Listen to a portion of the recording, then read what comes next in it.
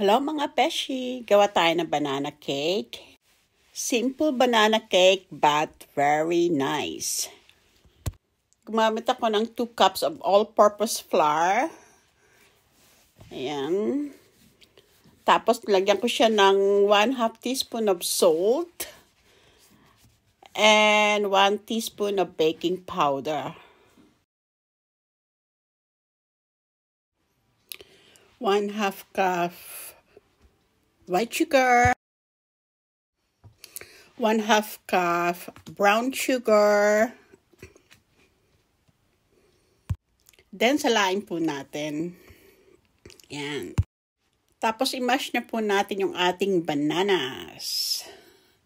Ayan. Tapos, lagay na natin yung ating butter. 1/2 cup of soft butter. Then, 1/2 cup of vegetable oil. Then, i-mix po natin. Ganyan lang.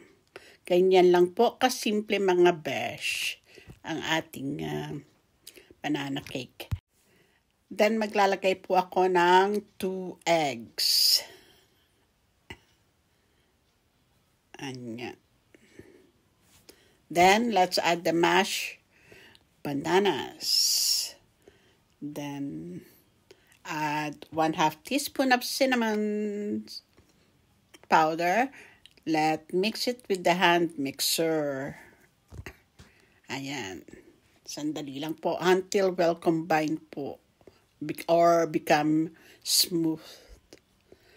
Then pour it into a greased baking tray. Ganyan. Tapos, lalagyan ko siya ngayon ng baking chocolate.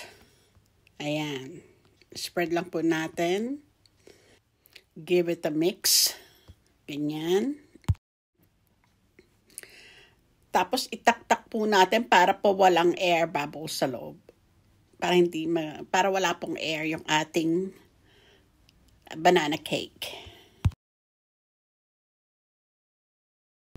Pagka 45 minutes na po, check natin. Check natin ang toothpick. Pag wala na pong nadikit sa toothpick, that means our banana cake is ready. So, ilalagay ko na po siya sa preheated oven sa 170 degree. So, see you later. Ito na yung ating banana cake. Lalagyan natin siya ng topping ng melted chocolate. Ayan. Ito na ang ating chocolate banana cake. Looks so yummy. With a melted chocolate on top. Yeah. Yum.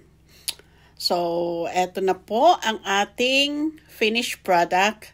So, merienda time. It's nice with coffee or tea. Nice for merienda. So, thank you for watching. Try this recipe. You will love it. Simple banana cake. Bye!